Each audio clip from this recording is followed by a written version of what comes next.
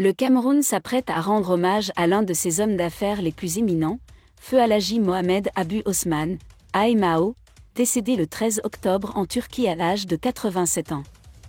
Les funérailles officielles du magnate industriel auront lieu le 19 octobre 2023. Désolé de vous interrompre, ce rapport peut contenir des commentaires soumis au choix de l'auteur. S'il vous plaît, si vous êtes nouveau sur cette chaîne, veuillez vous abonner et activer la cloche de notification. De cette façon, vous serez averti lorsque nous publierons de nouveaux rapports sur cette même chaîne. Merci. Dans sa ville natale de Yaoundé, le président de la République, Paul Biya, a décidé d'organiser des funérailles officielles en reconnaissance de la contribution exceptionnelle de Mohamedou Abo au développement économique du Cameroun.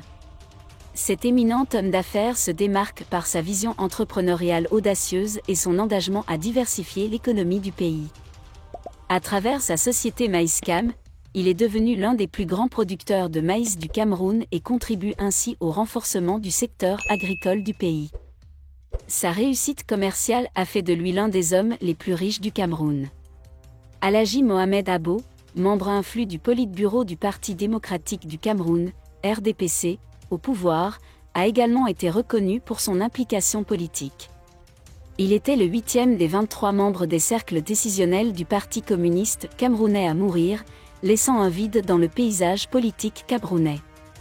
Le président Paul Biya a reconnu l'importance de l'héritage de l'AMAO et sera représenté aux funérailles par le ministre de l'Enseignement supérieur, Jacques Fem Ndongo.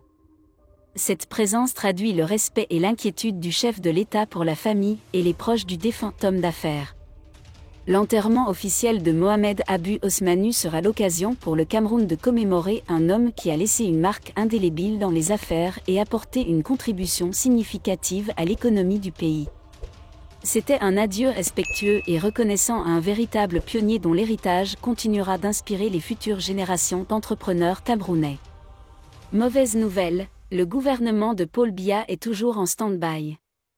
Le gouvernement reste en stand-by. Comme nous l'avons vu après la catastrophe de Mankolo, les actions gouvernementales en matière de gestion de crise suivent une stratégie classique centrée sur les 3 axes pré-crise, pendant-crise et post-crise.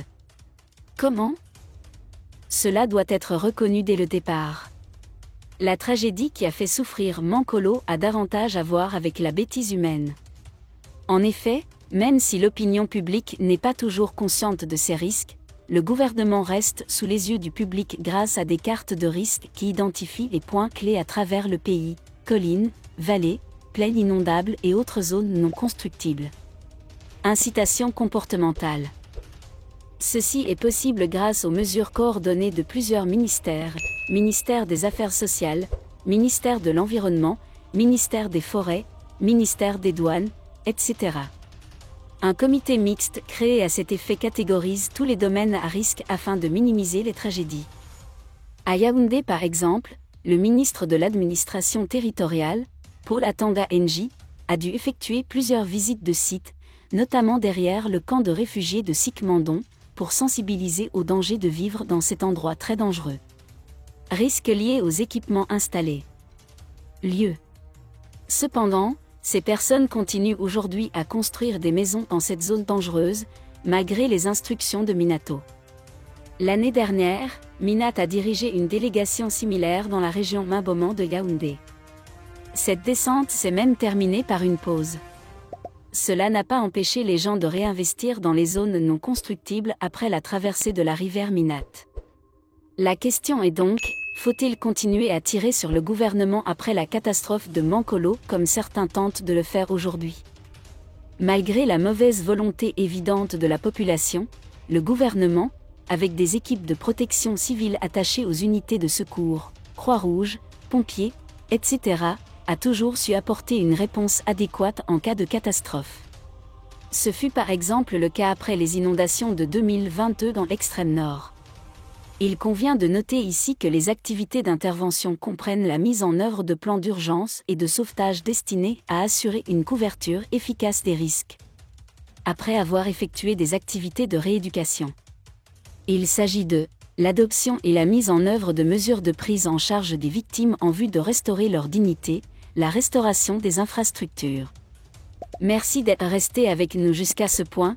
Comme toujours pour promouvoir la liberté d'expression, laissez vos opinions à ce reportage dans la section commentaires ci-dessous. Si vous avez aimé cette vidéo, merci de liker, partager, commenter et surtout vous abonner à la chaîne.